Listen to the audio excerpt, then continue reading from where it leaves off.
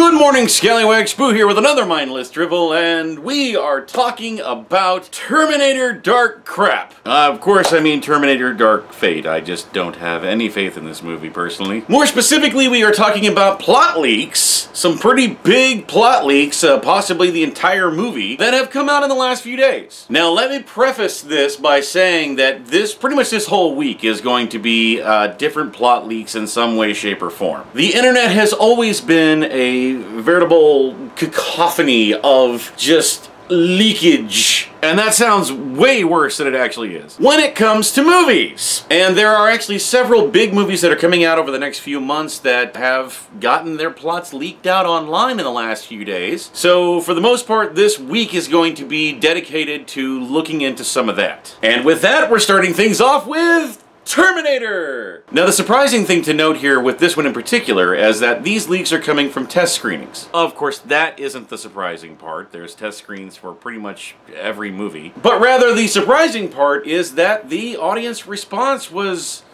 incredibly positive for this movie. I've made no secret whatsoever that I have zero faith in this movie. I quit caring after Terminator 2, and even though this is taking place pretty much right after Terminator 2, it's just saying Salvation, T3, and Genesis didn't happen, this seems to fall under the exact same problems that those three movies did. But regardless, if you saw my trailer breakdown of Dark Fate, then I kind of went in basically not knowing anything about the movie whatsoever. So when I saw things like the Danny Ramos character, you know, and here's Sarah Connor, well, where's John Connor, stuff like that, we kind of started asking the question, is John Connor even in this? Well, James Cameron himself actually came out and said that this movie will take place after the events of Terminator 2, that it will continue the Sarah Connor and John Connor and T-800 storyline, and that there is a T-800 in this movie that is carrying on a role very unlike anything we've ever seen with a T-800 before. So hopefully there's no Uncle Bob situation going on in this movie. So what does that all mean?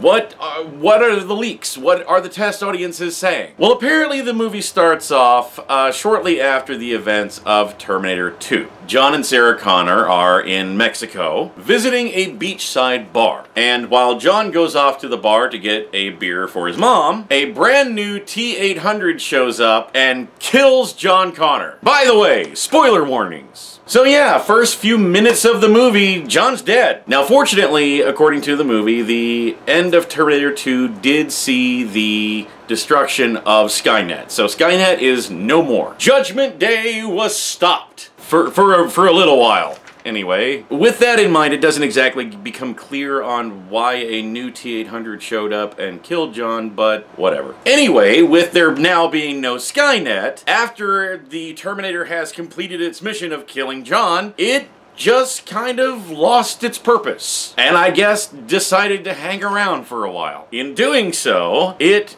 grew a conscience. So Sarah Connor sets it up with a place to live, names it Carl for some reason, and yes, if you have seen the pictures that have been floating around online where we see Arnold Schwarzenegger getting out of the side of a van marked Carl's Draperies, I guess the Terminator started his own business. But fun fact there, actually, the phone number on the Carl's Drapery van, 888-512-1984, or in other words, 888 May 12th, 1984, the release date of the original Terminator. Hooray for Easter eggs! So now Sarah Connor has this friend named Carl, who is a T-800 who killed her son, and now without a purpose has grown a conscience somehow. And amidst all of this, somehow new Terminators continue to show up. Not from Skynet, but from a company called Legion. How appropriate, because we are Legion. And Carl the Terminator has the ability to sense the disruptions caused by time travel, so he kind of knows where these new Terminators are showing up, where and when, and all of this stuff. He then texts Sarah Connor the coordinates for where this new Terminator is showing up, so Sarah Connor has now become a Terminator hunter, traveling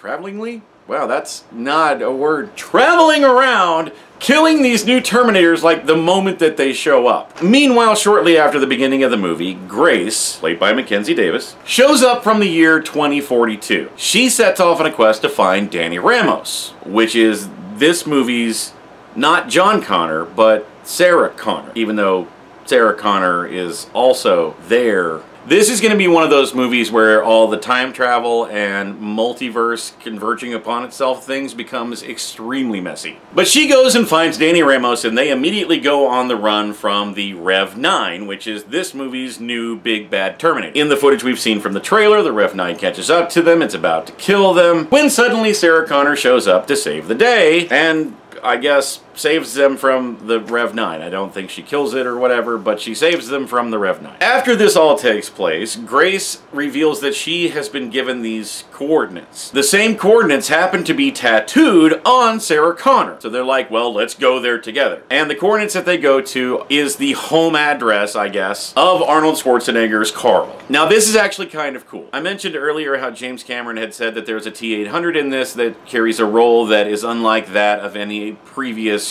Terminator we've seen. And we find out why in this scene. Because it turns out that Carl is the T-800 that killed John Connor. But then again, after his purpose was fulfilled, he kind of just didn't have anything to do, so he started just, you know, sending text messages to Sarah Connor to let her go and hunt Terminators for a living.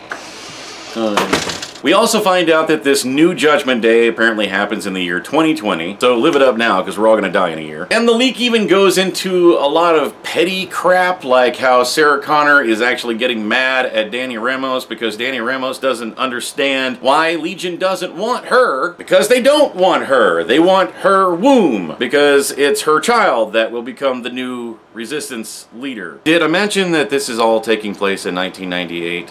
I didn't mention that. You know, just in case you were wondering how she was going to have a kid in a year, since I just mentioned Judgment Day happens next year.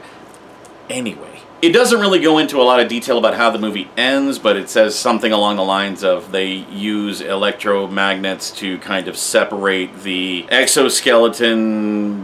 You remember how he kind of, you know, spread himself out? Well, they use that to kind of pull everything apart or whatever. At least that's what I was able to gather from it. Like I said, it doesn't go into a lot of detail. But who really cares anyway? It comes down to a very basic fact that when you start messing with multiple timelines, and they've even said, yes, this will involve multiple timelines. For example, there's a timeline where Skynet continued, there's a timeline where Skynet was destroyed in Terminator 2 and Legion was born, and there's a past where John Connor exists and one where he doesn't, there's a future where John Connor's still alive and in the present he's not. You see how this gets messy really, really quick? And the problem with that is that Hollywood doesn't really know how to take all of these things, put them into a fancy little box, and make it all make sense. If you've watched any of my previous videos, then you probably won't understand what I'm about to say. But Avengers Endgame actually handled the situation pretty well. I know that may be a contradiction of some of the things that I've said in the past, and I'm not saying that they did it in a way that truly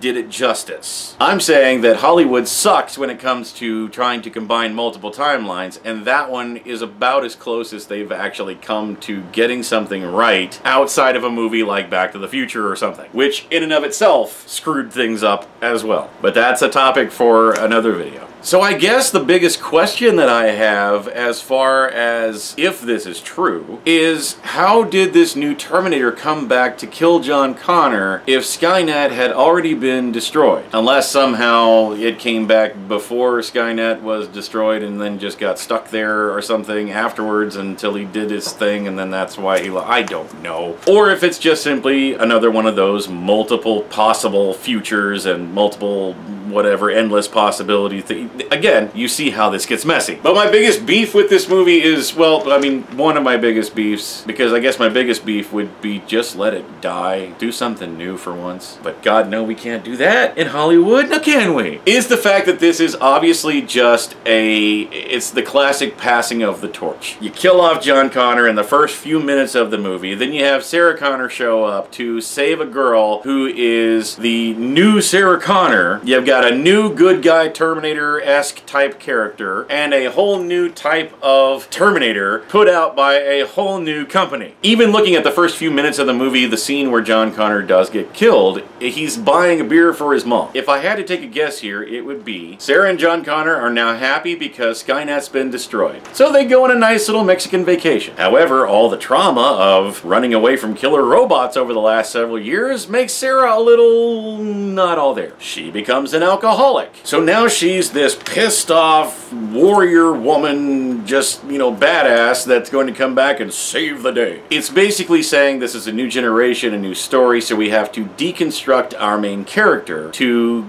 give her a new purpose and send her upon a new journey. Originally, her purpose was being driven by trying to save herself and her son. Then her son gets killed, so her new purpose becomes revenge. Then she gains an even newer purpose by finding a new her that she has to protect. So I would not be surprised at all if toward the end of the movie, if Sarah Connor sacrifices herself to save Danny Ramos, and that way the old cast is gone. Carl, of course, is, you know, may or may not stick around. Who knows? Who cares? And this new cast of characters can continue on with the rest of the trilogy. It's the same story we've seen 1,000 times, and it's the same story that we will see another 1,000 times.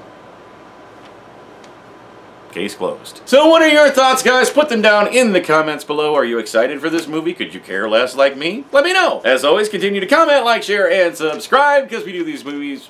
not movies, they're videos. Continue to comment, like, share, and subscribe, because we do these videos every Monday, Wednesday, and Friday. Also, make sure you jump over to www.geekycool.com. This is our sponsor website. It's also kind of a partnership and collaboration, and, well, we just have a special place in our hearts for them. And you can join that family as well. If you like articles, movie reviews, game reviews, just thoughts, top 10 list, you name it.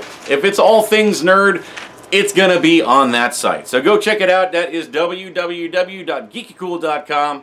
Tell them Spoo sent you. We'll see you guys back here on Wednesday with another plot leak. So thanks guys for watching. Love you as always. See you then.